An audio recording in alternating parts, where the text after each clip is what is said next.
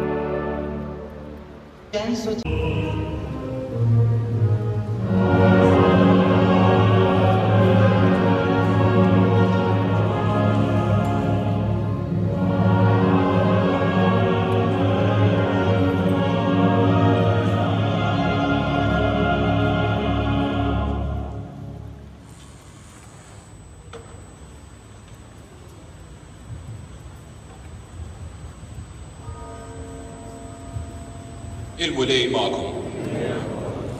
Għarim il-Evanġelu skont San Ġwan.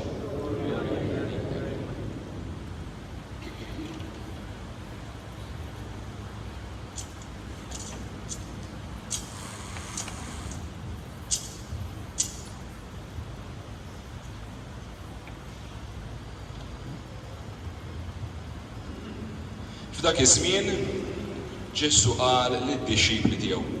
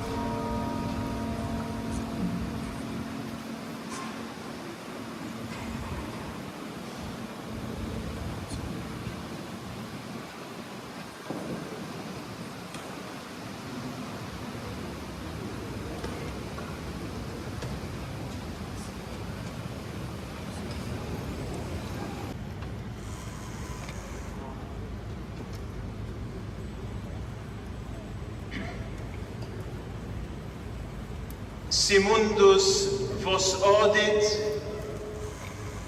scitote, qui a me priorem vobis odio abuit. Jekk id-dinja tobotkom, kunu għafu li lili baditni qabel ma badet lilkom. Katarina għexet fil-prattika l-imperattivi kollha tas-Senjor tagħna Ġesu Kristu, wieħed, pass pass. Araw it-tlet kwadri ewlenin u popolari mill-ħajja ta' Santa Katarina kif jikkorrispondu ma' dan il-kliem ta' Ġesu, ma' dak li Ġesu jelenka fid-diskors tiegħu illi silta minna smajnija dal-għodu fil-Vanġelu. L-ewwel kwadru jindikalna kif baqet ħaġa waħda mal-imallem divin. Obdiet il-kliem ta' Kristu, ibqgħu fija u jiena nibqa' fikom. Fis-sejħa li għamlina Ġesu għexet ta' dixxiplu fidil, ikkonsagrat ruħha għall-imħabba ta' Ġesu bil-verġinità tagħha, biż-żwieġ mistiku tagħha mal-Arus Divin. Dan huwa probabbilment l-iktar suġġett popolari fost ir-rakkonti dwar ħajjet Katarina. Ir-rabta tagħha ma' Kristu, simbolizzata bil-għotja ta' ċurkett minn Ġesu Bambin. Episodju illi l-pittur Zejtuni Tusebu Zuttil ma ripitter fil-volta fis-saqaf ta' din il-Knisja. It-tieni kwadru, dak li jurina l-kuraġġ, il-persważjoni li wriet, meta ma beżetx mill-irjus kbar kif imorru nkantaw imma saret apostlu tal-verità. Għarfet tħaddem l-erf kbir illi bija żejjena Alla l-imbirek. Erf illi sikket il-filosofi bil-konvenzjoni li Kristu l-mulej huwa l-jum u x-xemx tagħna illi qatt ma tgħin. Huwa d-dawl tal-bniedem. Dan il-kwadru attribwit lil Francesco Zara għandu prominenza kbira f'din il-Knisja bħala wieħed mill-kwadri laterali tal-kor. It-tielet kwadru, il-kwadru titolari ewlieni u ċentrali f'din il-Knisja, imnebbaħ mill-preti li jurina l-lubija akbar illi wrid Santa Katarina meta fl-aħħar quddiem Massiminu, quddiem ir-rota biex faqar, quddiem il-minġel tal-mewt, baqgħet sħiħa l-għotja tagħha u tat l-aqwa xhieda sat-tixrid ta' demma u kitbet isimha bitri tad-dem fil-lista ta' martri li lilhom il-Knisja tqin bħala dawk li għexu l-kelma ta' Ġesu. Si mundus vos odit, jekk id-dinja tobotkom, kunu għafu li lili baditni qabel ma badet lilkom. Jekk jippersegwitaw lili, jippersegwitaw lilkom ukoll. Se tkonfidite ego vici mundum imma għamlu l-qalb. Jien irbaħt id-dinja. Emnu falla u emnu fija wkoll. Hija emnet fi Kristu, hija ftat lil Kristu. U Kristu sar l-uniku raġuni tal-eżistenza tagħha. In-nies tal-imoddi oġbu lill-Alla sewa x'kellhom il-fidi. Katarina oġbot lill-Alla għax kellha l-fidi, baqgħet titqabad sa ma tat ħajjitha għal Kristu għax kellha l-fidi. Din il-konvenzjoni ta' fidi kienet tagħti r-ruħ lill-missjoni tal-ewwel insara. Hekk tissokta s-sejħa ta' xbejba Katarina illi tkun dixxiplu ta' Kristu u miegħu tgħix u tara fejn jammar. Tibqa' miegħu u aktar minn hekk tilqgħu bħala Arus Divin tagħha. Din hija l-ġawra tal-verġinità li aħna llum ormai ftit nifhmu il-valur veru tagħha. Imma il-Papa Franġisku fl-eżortazzjoni tiegħu il-ferħ tal-imħabba jerġa' bħal donnu jaqla mill-iħlet tat-teżor ta' ħaġar nisrani. Din il-virtu li aħna llum insejniha u jmur ifakkarna il-verġinità hija għamla ta' mħabba. Tfakkarna fl-urġenza illi ninataw bla riservi. Il-verġinità għandha valur simboliku ta' mħabba illi ma teħtieġ li tippossjedi lil ħaddieħor u hekk hija mera tal-libertà tas-saltna ta' smewwiet. Għaliex l-Arus Divin tagħha l-Mulej Ġesu għallima mhux biss tħobb skont il-liġi tal-ġustizzja għajn għal għajn, sinna għal sinna, imma tmur lil minn hekk. Ħobbu lill-nedewwa tagħkom, itolbu għal min jippersegwitawkom, aħfru bħalma jaħfer missierkom, tħallux id-deni jirbaħ imma irbħu id-deni il-ħażin bit-tajjeb. Din kienet l-imħabba illi Katarina se titgħallem lill-filosofi sħaba. Imħabba li tinġabar f'kelma waħda, is-salib. Donna f'idejha kellha littra ta' Pawlu, martri ieħor, li l-Korintin jiktbilhom fejn hu l-għaref, fejn hu l-iskriba, fejn hu l-filosofu ta' din id-dinja. Forsi Alla ma bellaħx l-erf tad-dinja u billi fl-erf ta' Alla d-dinja berfa ma rfitx lill-Alla, Alla oġbu jisalva lil min jemmen bil-pluwa tal-predikazzjoni għax il-lut jitolbu sinjali. Il-Grigi jfittxu l-erf imma aħna nxandru l-Kristu imsalla, skandlu għall-lut, blu għall-Grigi, iżda l-dawk li huma msejħin sew lut, sew Grigi, Kristu huwa l-qawwa ta' Alla, Kristu huwa l-erf ta' Alla. U l-orrif, miġbura madwar Katerina, imsaħrin, mibluwejn għal-kliem kollu ħlewwa li ħareġ minn fomma. Bla telf ta' żmien iħallu l-idolatrija, iwarbu il-filosofija u jagħmlu l-istqarrija. Alla waħdu huwa l-veru erf. Ġesu biss huwa triq il-verità u l-ħajja. Min ifittex lill-Alla mhux biss isib it-tweġibi tal-ħafna mistoqsijiet, imma jsib id-dawl veru biex jgħix ħajja tajba, biex ħajtu tibda tagħmel sens.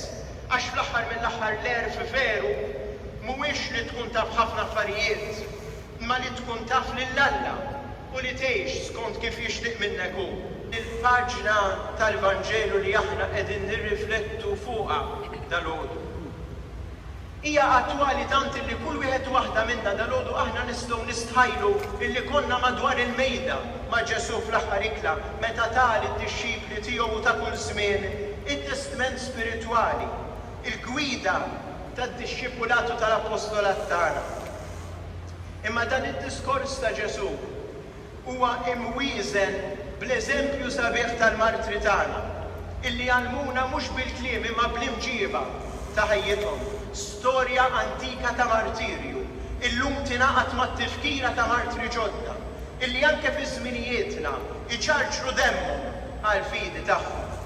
Fil-Bażilika ta' San Bartolmew fuq l-Iżola Tiberina, il-Papa Franġisku jipprovokana u jenna nirriflettu kemm drabi f'mumenti diffiċli tal-istorja instema min jgħid illum pajjiżna għandu bżonn eroj. Illum bl-istess mod aħna nistaqsu x'għandha bżonn il-Knisja llum? Għandha bżonn il-martri, xhieda, qaddisin ta' kuljum. Għax lill-Knisja huma l-qaddisin illi jmexxuha l quddiem.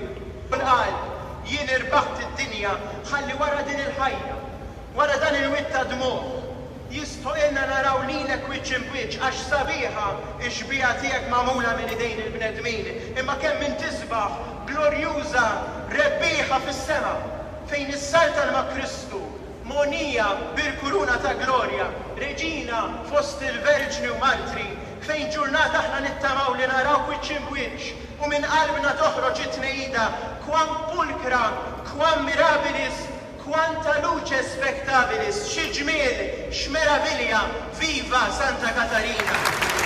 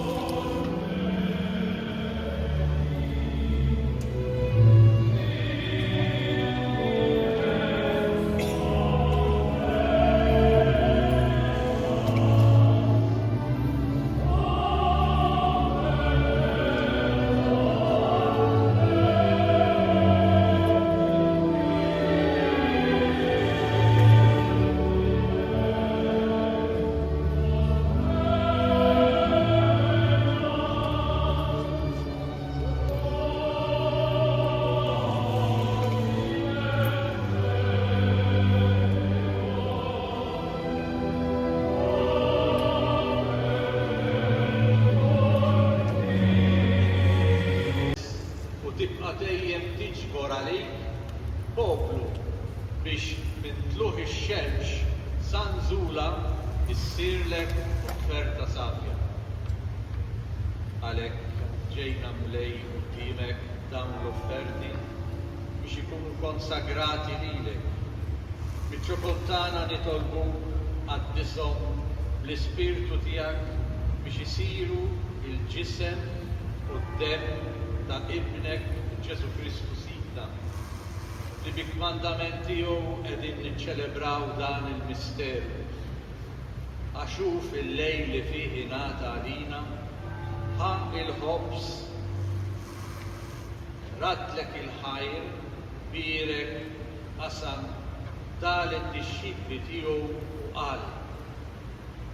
Ħudu u kulu l-kol minn dan, għax dan huwa ġismi li jingħata għalikom.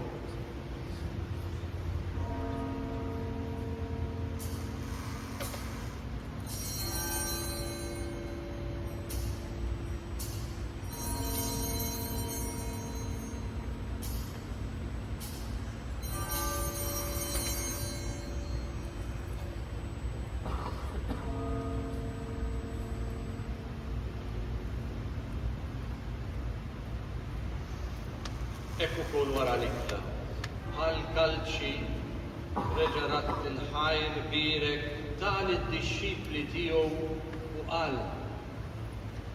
Ħudu u jxorbu minnu l-koll, għax dan huwa il-kalċi ta' demmi, tal-patt il-ġdid li jibqa' l-dejjem, id-demm li jixxerred għalikom u għall-bnedmin kollha għal-maħfra ta' tnubiet. Għamlu dan tifkira tiegħi.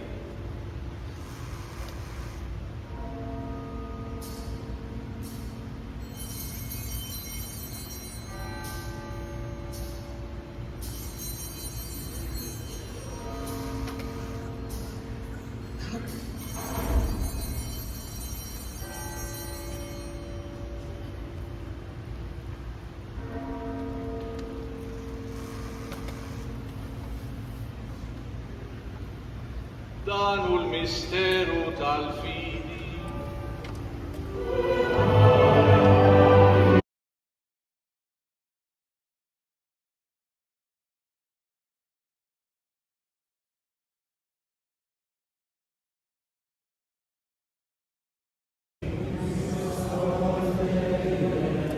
Lajnuna tagħna fisem il-Mulej. U jberikom Alla li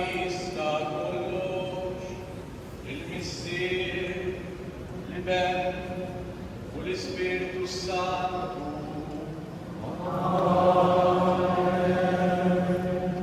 Morru fil-paċi ta' Kristu.